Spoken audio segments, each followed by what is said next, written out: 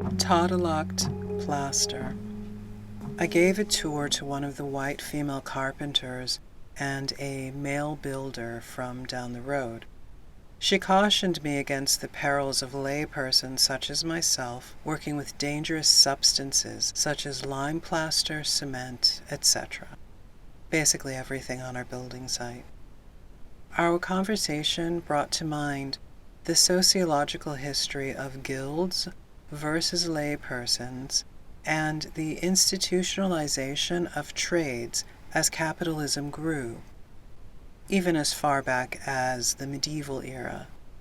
At Calais, Tempelhof, and anywhere else that makeshift accommodations are created, either from tents or shipping containers, damp is a problem.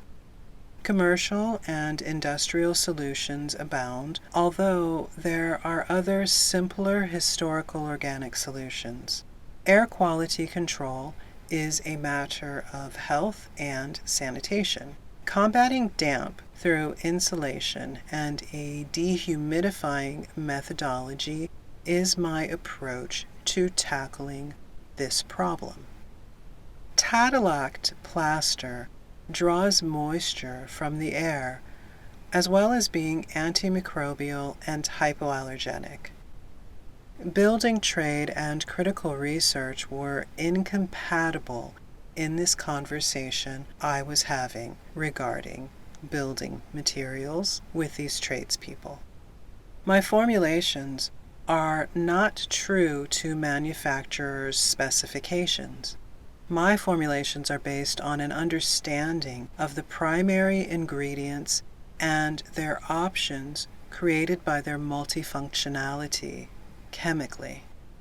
This knowledge base was augmented by conversations with laypersons who would be considered master artisanal craftspeople in Germany if their foreign certifications and experience were recognized.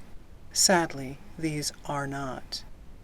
After months upon months of research into recipes, formulations, histories, and investigations into contemporary commercial usage, I had developed the perfect Tadelakt Plaster.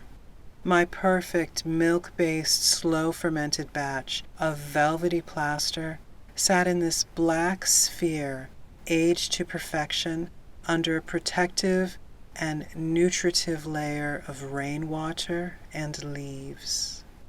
Sitting alongside container 1 was a 100-liter black plastic bucket. In it was a mixture of Tadelakt plaster.